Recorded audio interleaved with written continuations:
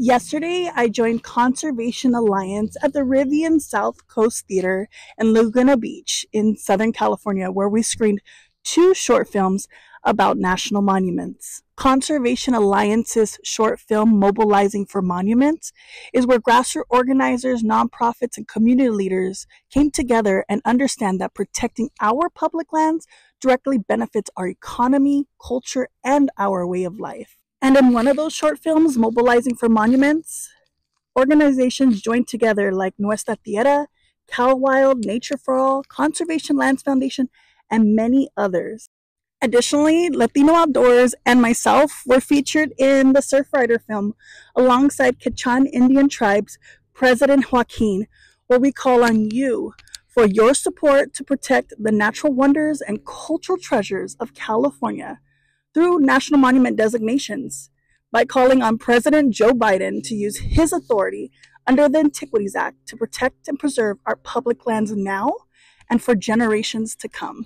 Now, since the two films have been created and released, two national monuments have been protected and expanded through the Antiquities Act by President Joe Biden, one in which is right behind me, the San Gabriel Mountains National Monument, including Moloch Yolok Berryessa Snow Mountain National Monument in Northern California. Now, with the protection of these two national monuments on May 2nd, 2024, we have protected over 120,000 acres of culturally, ecologically, and historically important lands in California, while expanding the outdoors for local communities. But the work isn't over. Tribes, indigenous people, and diverse communities are calling for the ongoing protection of our public lands and outdoor spaces, including the proposed Satilla Medicine Lake Highlands National Monument, the beloved expansion of Joshua Tree National Park, and proposed Chuckwalla National Monument featured in the film, including proposed Quitsan National Monument and many other sacred lands and spaces all across our nation that are in your own backyards, like Owe, Canyonlands, and many more. Ensuring the lasting protection of these lands and waters honors pristine efforts of tribal nations, guaranteeing that our future generations can continue practicing age-old traditions on these lands. But we need your help. Now, you might be thinking to yourself, how do I even begin to support? Or I'm just trying to survive in this economy, so I don't have time. But there's many different ways you can contribute to this movement. For example, 1, join us outdoors. Join Latino Outdoors and our friends' grassroots networks as we explore the outdoors. We learn in community and with our gente.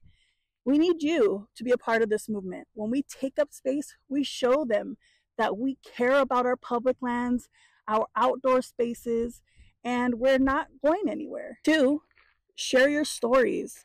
Share why these spaces and places are important to you and your familia. Whether you've been there or you plan to go there in the future, why is it important to protect these lands? Your voice matters. 3, vote.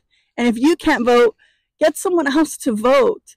Vote in primary elections and local elections, including your school board, city councils, your state representatives. They all influence decisions that should reflect our community's values.